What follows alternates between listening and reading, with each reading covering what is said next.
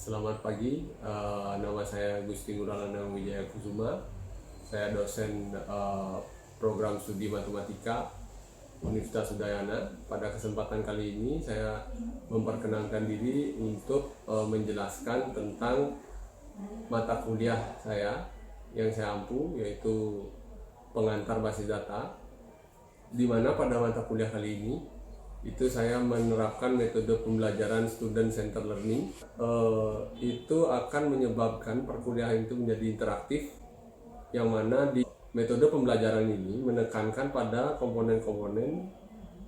Salah satunya, nomor satu, itu adalah pembelajaran kolaboratif, yang mana akan membuat mahasiswa sering bekerja dalam kelompok kecil untuk menyelesaikan tugas-tugas dan proyek-proyek yang ada pada mata kuliah pengantar basis data ini. Nomor dua, yaitu diskusi kelas yang aktif, di mana saya akan membuat setiap mahasiswa itu memiliki keberanian untuk berdiskusi, mengajukan pertanyaan dan berbagi pemahaman tentang topik-topik yang saya bahas pada mata kuliah kali ini. Nomor tiga, pada kuliah kali ini saya akan memberikan beberapa studi kasus dan proyek yang ada di dunia nyata, sehingga masih memiliki pemahaman yang baik tentang bagaimana mengimplementasikan ilmu yang didapatkan. Nomor 4, itu pembelajaran mandiri, di mana pada kuliah ini saya mendorong mahasiswa untuk mengambil tanggung jawab atas pembelajaran mereka sendiri, yang mana materi-materi kuliah, referensi-referensi itu akan saya berikan berupa link video ataupun link dokumen, di mana mereka akan bisa mencari sendiri informasi tambahan di luar perkuliahannya. Lalu evaluasi yang digunakan itu adalah evaluasi berbasis kompetensi, yang mana nanti mahasiswa akan diberikan proyek akhir yang akan menjadi indikator seberapa tinggi tingkat penerimaan mereka terhadap materi yang diberikan di mata kuliah kali ini. Akhir. Sekian pengantar dari mata kuliah pengantar basis data ini. Selanjutnya kita akan masuk ke dalam perkuliahan pengantar basis data dengan topik bahasan normalisasi basis data. Terima kasih. Oke, selamat pagi teman-teman mahasiswa. Pada kuliah kali ini kita akan belajar tentang normalisasi basis data. Apa sebenarnya basis data, normalisasi basis data tersebut? Bagaimana caranya, definisinya seperti apa, itu yang akan kita bahas pada kuliah kali ini. Oke, kita lanjutkan ke slide yang pertama. Itu adalah definisi basis data. Jadi, definisi dari normalisasi basis data itu adalah sebuah pendekatan untuk merancang bagaimana sih sebenarnya logical design atau desain logis dari sebuah skema basis data yang ingin kita rancang gitu ya. Nah, bagaimana caranya? Itu terdapat dua pendekatan, yaitu pertama itu adalah memperhatikan keterkaitan antar item data yang terdapat pada tabel relasional gitu ya. Lalu nomor dua itu adalah bagaimana kita menentukan kolom-kolom yang akan ada pada sebuah tabel relasional. Nah, itu akan menentukan bagaimana proses normalisasi yang akan terjadi, gitu ya. Nah, di sini pada kuliah kali ini saya akan menjelaskan tentang 3 bentuk normal pada basis data, yaitu bentuk normal pertama atau 1NF, bentuk normal kedua atau 2NF, dan bentuk normal ketiga atau 3NF. Sebenarnya itu masih ada 2 bentuk normal lagi, yaitu bentuk normal keempat dan bentuk normal kelima. serta satu lagi bentuk normal modifikasi dari bentuk normal ketiga yaitu Boycott norm form. Itu tidak saya jelaskan pada kuliah kali ini karena tiga bentuk tadi itu tidak praktikal atau sangat jarang dipakai di dunia nyata gitu ya. Artinya ketiga bentuk normal tadi kalau diimplementasikan akan menghasilkan performa yang tidak bagus dari sisi performa aplikasi seperti itu. Lanjut, ini saya contohkan satu buah tabel mahasiswa yang terdiri dari 3 kolom. ID mahasiswa sebagai primary key-nya, nama adalah nama mahasiswa tersebut, mata kuliah itu adalah mata kuliah yang diambil oleh mahasiswa yang bersangkutan, gitu ya. Nah, ini sudah memenuhi bentuk normal pertama. Kita lihat lagi tadi syaratnya apa. Syaratnya itu adalah hanya boleh berisi satu nilai. Oke. Lalu setiap kolom bertipe data yang sesuai. Kita lihat ID mahasiswa, misalnya itu tipe datanya itu adalah integer, dia bernilai bilangan bulat. Nama itu adalah bertipe varchar, jadi dia bisa berisi karakter. Mata kuliah juga bertipe varchar. Setiap baris itu dia merupakan sebuah baris yang unik dan urutan pada kolom dan baris dari data tersebut tidak mempengaruhi performa dari database itu tersendiri. Jadi kalau kita akan mencari siapa sih mahasiswa ada nggak di dalam tabel ini mahasiswa yang bernama Budi. Jadi query-nya akan menghasilkan 2 buah row seperti itu ya. Jadi urutan tersebut tidak mempengaruhi performa dari tabel ini. Oke, ada pertanyaan untuk bentuk normal pertama? Tidak ada, Pak. Kita lanjut kepada bentuk normal kedua. Nah, ini yang agak tricky sedikit.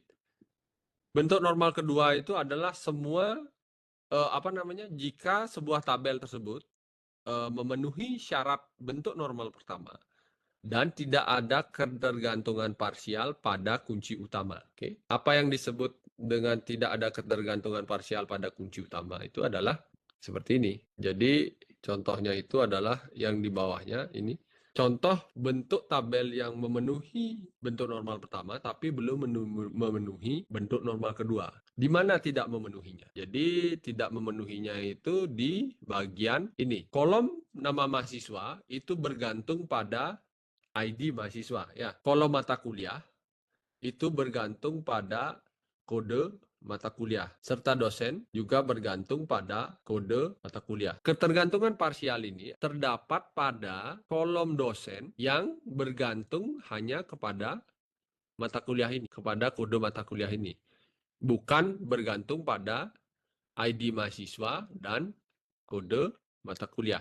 Bisa dipahami sampai sana? Bisa, Pak. Jadi ada sebuah kolom ya, yaitu dosen ini, yang dia hanya tergantung pada kode mata kuliah ini, ya, kode kuliah ini. Tapi dosen ini tidak tergantung pada ID mahasiswa, padahal di dalam sebuah tabel ini ada 2 buah kode. Jadi untuk menghilangkan ketergantungan parsial tersebut, maka kita bisa memecah tabel ini, ya. Jadi kalau untuk bentuk normal pertama, tidak boleh ada kolom yang ketergantungan parsial pada kunci yang ada. Gitu ya. Kalau kalian di dalam sebuah tabel memiliki 2 kunci gitu misalnya, kolom-kolom yang lain itu harus semuanya tergantung pada kolom kunci yang ada. Oke? Tidak boleh tergantung setengahnya aja. Itu disebut dengan ketergantungan parsial. Paham? Bisa dipahami? Bisa dipahami? Dosen ini dia kan Bisa, hanya Pak. tergantung pada kode mata kuliah ini, tapi dia tidak tergantung pada ID mahasiswa ya. Harusnya kalau ada kolom seperti ini, dosen ini dia harus tergantung pada ID mahasiswa dan kode mata kuliah. Ini disebut kolom dosen ini disebut memiliki ketergantungan parsial terhadap kode mata kuliah. Gitu ya. Bagaimana cara menanggulanginya sehingga dia bisa memenuhi bentuk normal kedua? Itu adalah memecah menjadi beberapa tabel ya. Contohnya ada pada slide berikutnya. Dipecah menjadi 3 tabel, satu tabel tadi, sehingga memenuhi dia bentuk normal kedua. Ya, kita bisa lihat kalau mahasiswa pasti tergantung pada ID mahasiswa. Mata kuliah dan dosen tergantung pada kode mata kuliah. Lalu ada sebuah weak entity atau tabel yang tidak memiliki hanya berisi kode saja, yaitu tabel misalnya tabel KRS yang berisi ID mahasiswa dan kode mata kuliah. Oke.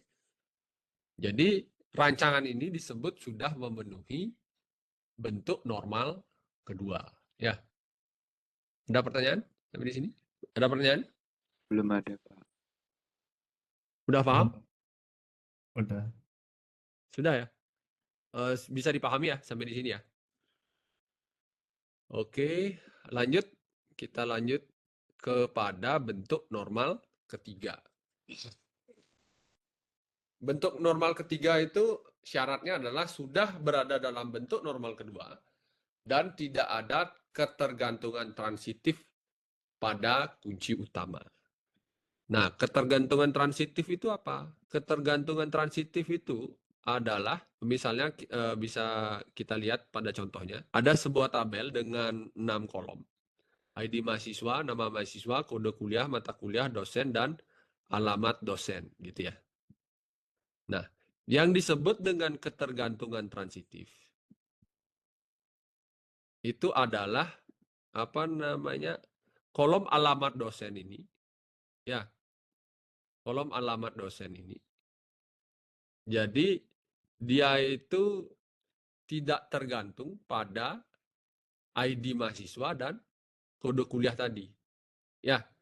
Kalau tadi ketergantungan parsial, kolom dosen itu tergantung hanya pada kode mata kuliah, tapi tidak pada ID mahasiswa, gitu ya. Kalau ketergantungan transitif, ada sebuah kolom yang tidak tergantung pada key ID mahasiswa dan key kode mata kuliah. Itu disebut dengan ketergantungan transitif. Tapi dia tergantung pada kolom lainnya yang bukan sebagai key. Oke, paham? Bisa dipahami di sini? Jadi kolom alamat dosen ini, dia tergantung pada kolom lain yang bukan sebagai key, gitu ya? Bisa dipahami? Bisa, Bisa, Pak. Pak. Jadi kalau yang tadi, ketergantungan parsial, kalau di dalam sebuah tabel terdapat lebih dari satu key, ada sebuah kolom yang hanya tergantung pada salah satu key. Itu disebut dengan ketergantungan parsial.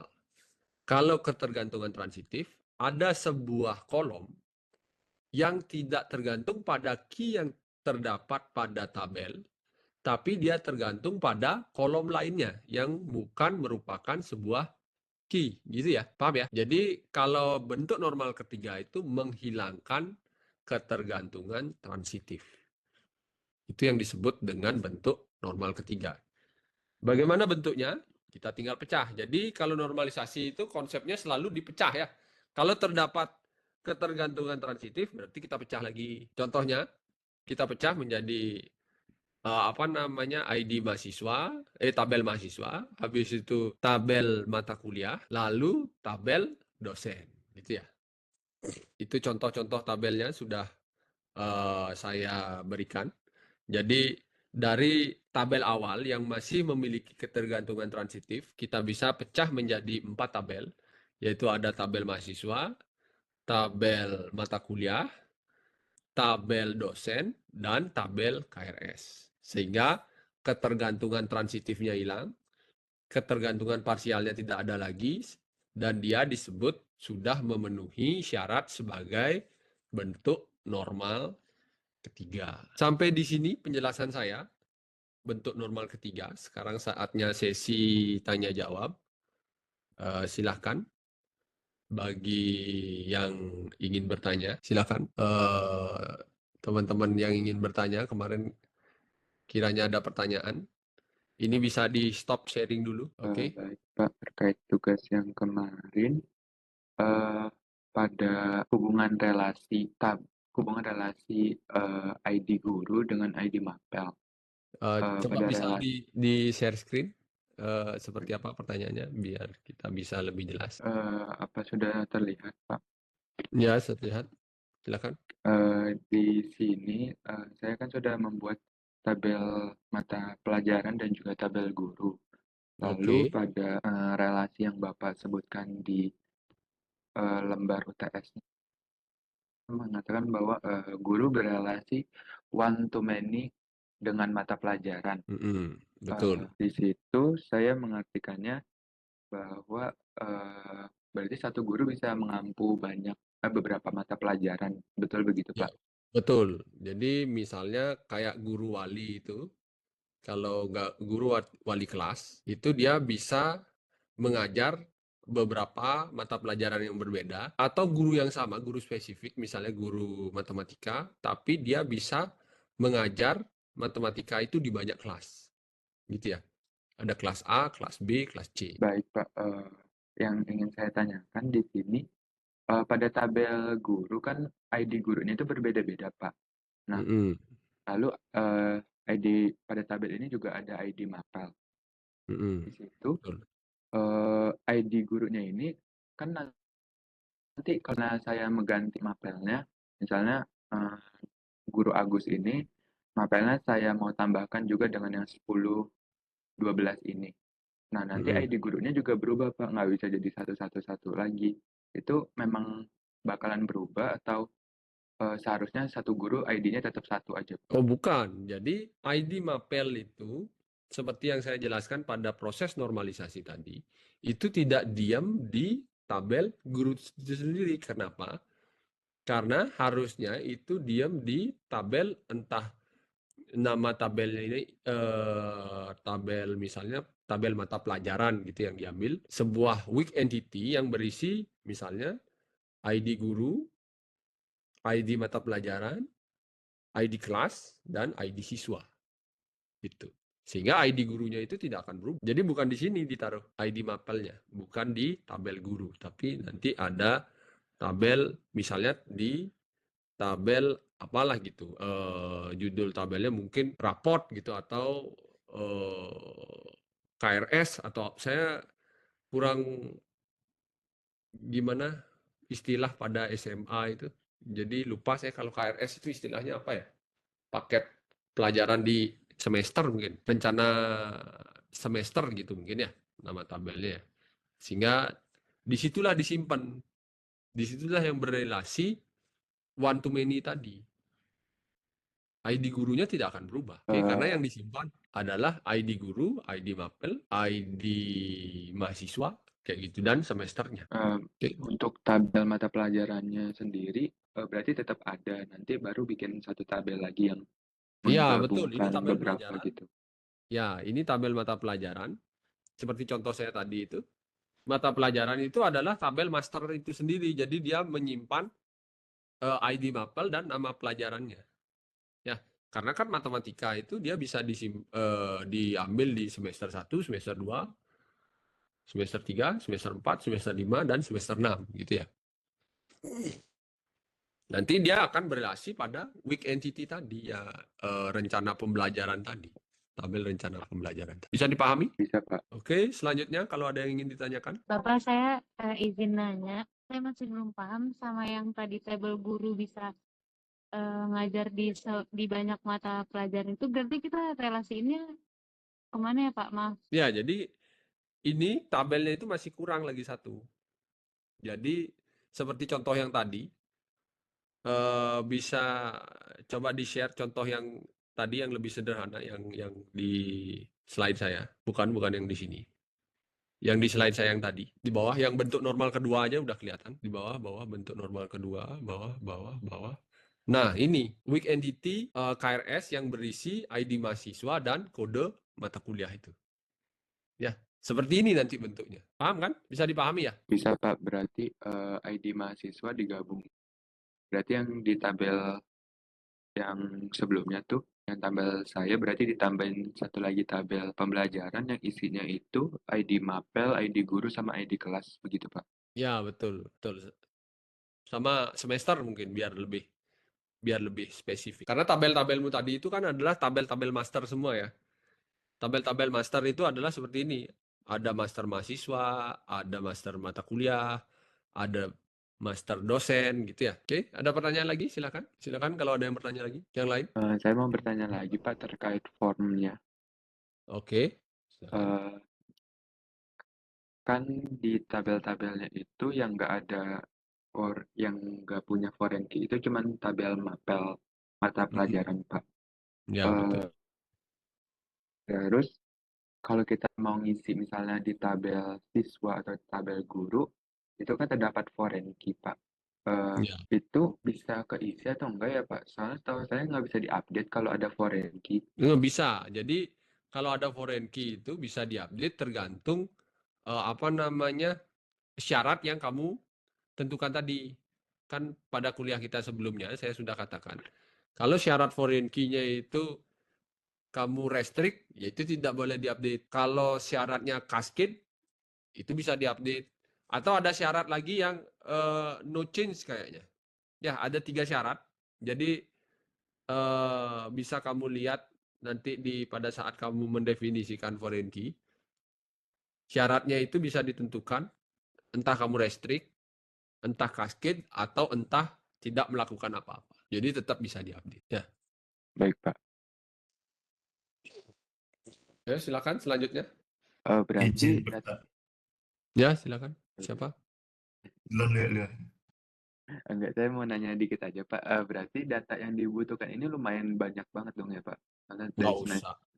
Nggak usah, itu kamu, Oh, apa namanya, kalaupun datanya perlu banyak, kamu bisa random aja di, apa namanya, di Excel. Ya, ya. di Excel, di random. Habis itu kamu import CSV bisa. Oh iya. Ya, itu ada tab import itu. Itu bisa import CSV. Yang penting strukturnya sama dengan tabel yang kamu punya. Kan kalau di ngerandom di Excel kan gampang ya, kalau untuk membuat data dummy. Oke, Pak. Oke, Pak. Hmm. Misalnya hurufnya kah di random atau apa gitu. Kan bisa. Jadi untuk nyoba membuat laporannya itu harusnya nggak serumit yang kalian bayangkan. Karena datanya itu bisa di random. Oke, lanjut. Yang tadi temanmu siapa? Pak, Lagi satu. izin bertanya.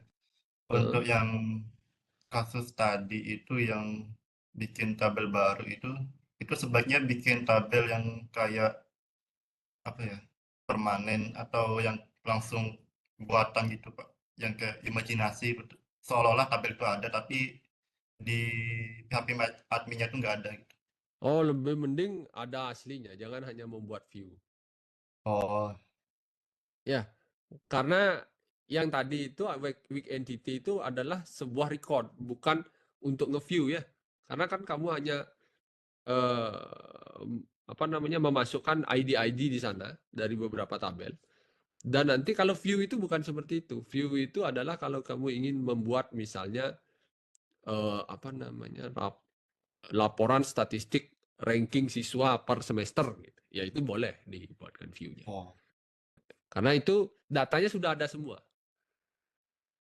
Kalau yang tadi, contoh yang tadi itu adalah datanya kan tidak ada. Gimana caranya kamu menyimpan siswa ini ngambil mata kuliah ini di semester ini? Kan tidak bisa. Itu harus iya. disimpan. Yang bisa dibuatkan view itu adalah eh, jika datanya sudah ada di seluruh skema basis data kamu, apa kamu ingin merangkum? Itu ya. Oke, selanjutnya ada pertanyaan lagi? Pak, izin bertanya. Oke.